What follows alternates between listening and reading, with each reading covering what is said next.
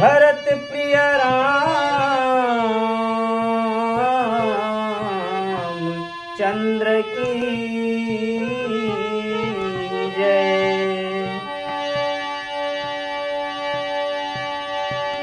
राम लगा के पाप टाले रे पापी मनुआ मनुआ।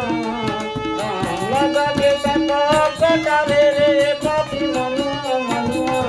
जब आई बुलावा रे अंग दुआरी जाना परी हमला सबला सबला। जब आई बुलावा रे अंग दुआरी जाना परी हमला सबला सबला। राम लगा के पाप टाले रे पापी मनुआ मनुआ। राम लगा के पाप टाले रे पापी मनुआ मनुआ। जब आई ले उइया रे अंग दुआरी जाना परी हमला सबला सबला। जब आई बुलावा रे अंग दुआरी जाना परी हमला सबला सबला। राम लगा के पाप टाले रे पापी मनुआ मनुआ। राम लगा के पाप टाले रे पापी मनुआ मनुआ। जब आई ले उइया रे अंग दुआरी जाना परी हमला सबला सबला। जब आई ले उइया रे अंग दुआरी जाना परी हमला सबला सबला।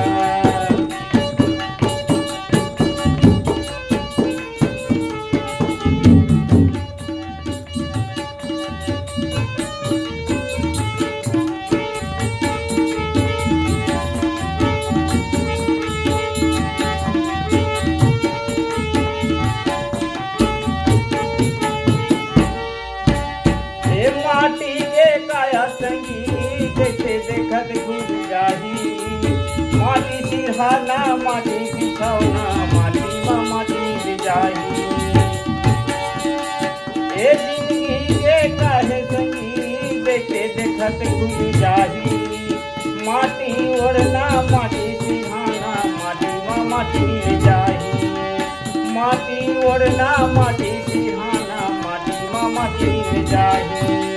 राम लगा के पाप टाले रे पापी मनुआ मनुआ। राम लगा के पाप टाले रे पापी मनुआ मनुआ। जब आई बुलावा रे हमके दुआरी जाना परी हमला सबला सबला।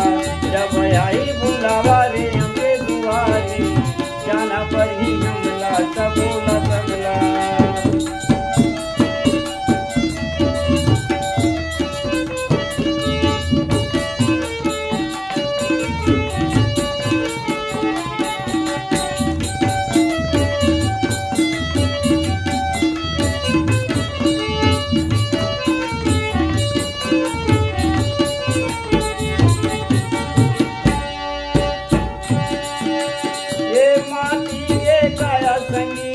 देखे देखत घुस जाही।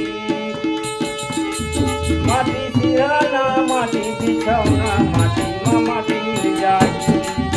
ये माटी के काहे देखे देखत घुस जाही। माटी सिरहाना माटी बिछौना माटी माँ माटी जाही। माटी सिरहाना माटी बिछौना माटी माँ माटी जाही।